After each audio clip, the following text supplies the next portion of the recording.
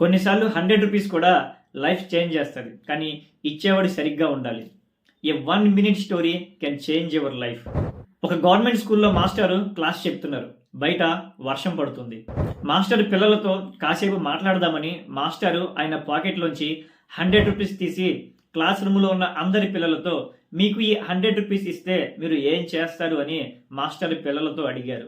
ఒకళ్ళు చాక్లెట్ అన్నారు, ఇంకొకళ్ళు టాయ్స్ అన్నారు, ఇంకొకళ్ళు స్వీట్స్ అన్నారు. కానీ ఒక స్టూడెంట్ మాత్రం నేను మా అమ్మగారి కోసం కళ్ళజోడు కొనాలి సార్ అన్నాడు. దానికి మాస్టర్ నవ్వుతూ, దానికోసం మీ ఫాదర్ ఉన్నారు కదా, మీ ఫాదర్ తెస్తారులే అన్నారు. క్లాస్ రూమ్లో ఉన్న పిల్లలంతా కాసేపు నవ్వారు.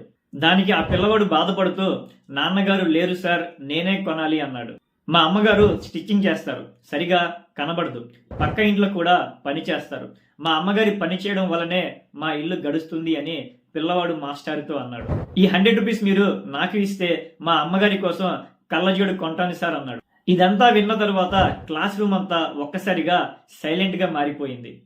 మాస్టారు జాలిగా ఆ పిల్లవాడు దగ్గరికి వెళ్ళి 100 రూపీస్ ఆ పిల్లవాడికి ఇచ్చి, వెళ్ళి మీ అమ్మగారికి కళ్ళజోడు కొను, అయితే ఈ 100 రూపీస్ నీకు గిఫ్ట్ గా ఇవ్వట్లేదు, అప్పుగా మాత్రమే ఇస్తున్నాను అన్నారు. నువ్వు పెద్ద ప్రయోజకుడు అయిన తర్వాత నేను ఇచ్చిన 100 రూపీస్ నాకు రిటర్న్ ఇవ్వి అని మాస్టారు అన్నారు.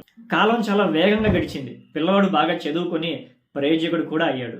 20 సంవత్సరాలు దాటిన తరువాత అదే వర్షం, అదే స్కూల్, మాస్టారు క్లాస్ రూమ్ లో పాఠాలు చెప్తున్నారు. సడన్ గా ఆ స్కూల్ కి ఒక గవర్నమెంట్ కార్ వచ్చి ఆగింది.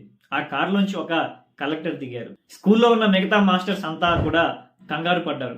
ఈ రోజు కలెక్టర్ గారు ఎవరికి క్లాస్ పీకుతారు అని. కలెక్టర్ గారు ఆ మాస్టర్ పేరు అడిగి మాస్టర్ క్లాస్ చెప్తున్న క్లాస్ రూమ్ దగ్గరికి వెళ్ళారు. పర్మిషన్ తీసుకుని క్లాస్ లోపలికి వెళ్ళి మాస్టర్ యొక్క పాదాలను నమస్కరించి, సార్ మీరు నన్ను గుర్తుపట్టారా?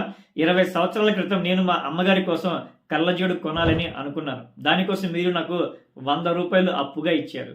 ముందుగా మాస్టర్ గారికి 100 రూపాయలు రిటర్న్ ఇచ్చి మాస్టర్ గారికి సన్మానం చేశాడు. ఎందుకంటే మీరు నాకు ఎలా బతకాలో నేర్పించారు సార్ అన్నాడు. So moral of the story ఏంటంటే, స్టోరీ అంతా విన్న వాళ్ళు కామెంట్స్ లో తప్పక చెప్పండి. ఫ్రెండ్స్, ఇన్ఫర్మేషన్ వర్త్ అనిపిస్తే సబ్స్క్రైబ్ చేసుకుని లైక్ చేయండి.